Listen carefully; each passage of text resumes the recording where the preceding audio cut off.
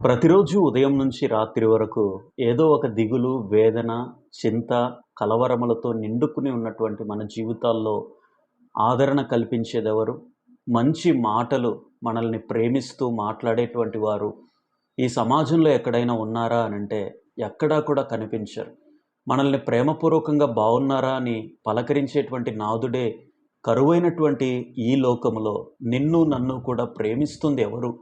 నిన్ను నన్ను ఆదరించగలిగేటువంటి శక్తి, అంత ప్రేమ ఎవరికుంది అంటే ప్రభువారు సెలవిచ్చారు, మీ హృదయములను కలవరపడనివ్వకుడి అని ఆయన సెలవిచ్చారు.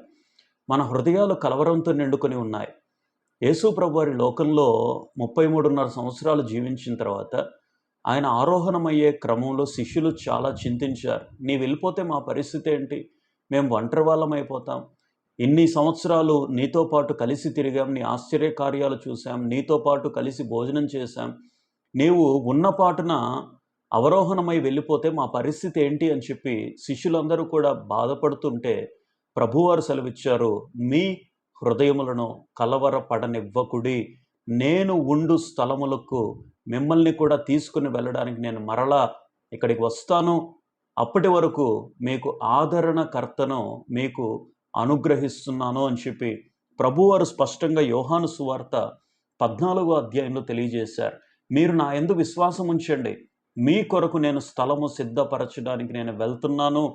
అప్పటి వరకు ధైర్యంగా ఉండండి. ఆదరణకర్త మీకు తోడుగా ఉంటాడు కాబట్టి మీరు అప్పటి వరకు ధైర్యంగా ఉండండి అని చెప్పి శిష్యులతో ప్రభువారు చాలా స్పష్టంగా తెలియజేశారు. మన జీవితాల్లో కూడా ఏదైనా మనుషులు దూరమవుతున్నప్పుడు, ఒంటరితనం మనల్ని ఆవరించి ఉన్నప్పుడు, మాకు దిక్కెవరు, మా పరిస్థితిని అర్థం చేసుకునేటువంటి నాథుడెవరు అని చెప్పి ఎంతో దిగాలు చెందుతూ ఉంటాం, ఎంతో నిరుత్సాహానికి గురవుతూ ఉంటాం. ప్రభువారు సెలవిచ్చారు, మీ హృదయములను కలవరపడనివ్వద్దు. ఆయన ఆదరణకర్త పరిశుద్ధాత్మ దేవుడు మనతో పాటు ఉన్నాడు కాబట్టి, ఆయన మనల్ని నడిపిస్తున్నాడు కాబట్టి, ఆయనతో సహవసిస్తూ ఉన్నప్పుడు మన జీవితాల్లో ఉన్నటువంటి నిరాశ, నిస్పృహ అంతా కూడా పటాపంచలైపోతుంది. కాబట్టి మన హృదయాలను ఎల్లవేళలా ధైర్యముతో ఉంచుకోవాలి. ప్రభువు యొక్క రాకడ పర్యంతము, ఆయన సిద్ధపరిచినటువంటి స్థలమునకు చేరు పర్యంతము కూడా ఈ లోకంలో మనం ధైర్యంగా నివసించినప్పుడు దేవుడు ఖచ్చితంగా మన జీవితాల్లో మేలు చేస్తాడు, దీవెన ఇస్తాడు, ధైర్యాన్ని ఇస్తాడు. Thank you.